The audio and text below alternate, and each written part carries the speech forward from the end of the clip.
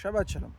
La Gemara nous raconte qu'il y avait une fois un monsieur qui était pauvre et lui il est parti travailler chez un grand riche et en fait ils ont fait avec l'autre le contrat, c'était que lui va travailler pendant ces 3 ans-là, il va recevoir ou dormir et manger et après les 3 ans il va le payer tout le salaire sur les 3 ans et comme ça il pourrait revenir à la maison avec un beau billet et nourrir sa famille.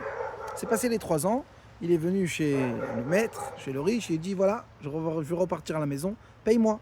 Le riche il dit j'ai rien du tout, j'ai pas d'argent, comment te payer? Il dit ok, alors donne-moi quelque chose de la valeur, j'ai rien du tout. Il savait pas quoi faire, mais il n'avait pas le choix. Il s'est retourné, il est parti à la maison.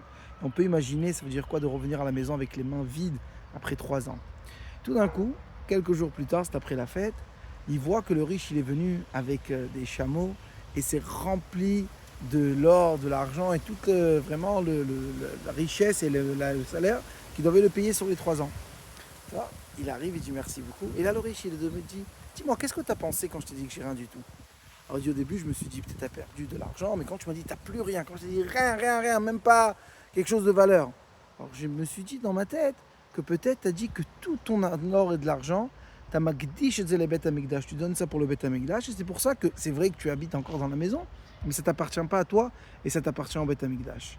Le riche, il a regardé, il a dit, sache que c'est ça vraiment l'histoire. Mon fils il m'a énervé et je voulais l'enlever de l'héritage. Donc j'ai fait un éder que tout va appartenir à le Beth Amikdash. C'est pour ça que rien ne m'appartenait pas à moi. Maintenant j'ai refait un Atarat Nedari, mais c'est pour ça que j'ai pu te payer. Et ça, cette histoire-là, la Gemara ne nous raconte pas le nom. Mais en fait, il y a écrit dans une autre place que c'était Rabbi Akiva. Mais pourquoi la Gemara ne nous raconte pas le nom?